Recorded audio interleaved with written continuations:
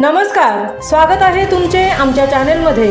आवाज महामुंबईचा, शोध बातमीचा, कौल मनाचा। चला तर मग आमचे चॅनेल शेअर करा, लाईक करा आणि सबस्क्राइब करा।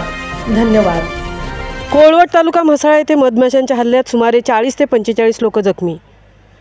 म्हसळा तालुक्यातील कोळवट या गावी क्षेत्रपाल देवस्थान गावदेव परिसरात मंदिरात असणाऱ्या मधमाशांच्या पोळ्यातील मधमाशा अचानक आक्रमक झाल्याने हल्ल्यात किमान 40 ते 50 जणांना किरकोळ ते गंभीर स्वरूपाच्या जखमा आणि विषबाधा झाल्याचे रुग्णालय आणि पोलीस सूत्रांनी सांगितले। सदरची घटना आज सकाळी 8:30 ते 9:45 दरम्यान घडल्याचे ग्रामस्थांनी सांगितले। आरती संपल्यावर घटना घडल्याने 8 ते 10 वर्षाच्या मुलांवर मधमाशांनी हल्ला केल्याचे सांगण्यात आले।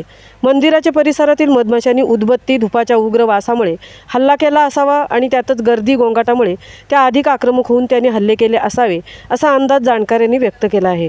मधमाशांचा दंश वयोवृद्ध ग्रामस्थ लक्ष्मण बोरले वय 80, सखाराम भुवड वय 80 यांना झाल्याने पुढील उपचारासाठी माणगाव येथे पाठवल्याचे सूत्रांनी सांगितले।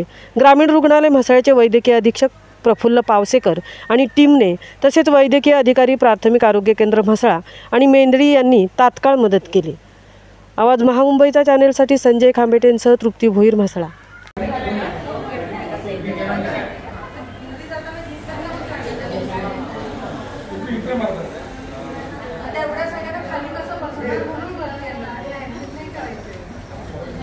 आता तुमचं गाव कोणतं आणि ही घटना कशी झाली जरा वर्णन करा।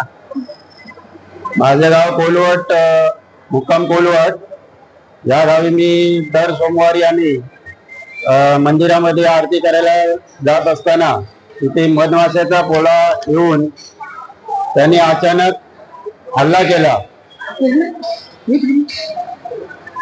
जवळजवळ 100 ते 150 लोक पूजे आरतीला होती। अशा वेळेला त्या माशाने येऊन बऱ्याचशा जणांना दंश करून आमचा सलोकी पलो केला त्यांनी आणि आम्ही गावाकडे परत आला तर गावापर्यंत त्या पाठीवर आल्या आणि मग आम्ही बऱ्याचशा जणांना हे करून एकूण किती लोकांना लागलंय मधमाशा चावले? 50 ते 65 माणसांना चावलेले, 50 ते 60 माणसांना। काही जास्त आहे कोणाला? जास्त आहे का कोणाला? जास्त एक दोघांना जरा जास्त चावल्या। होईल होईल। धन्यवाद।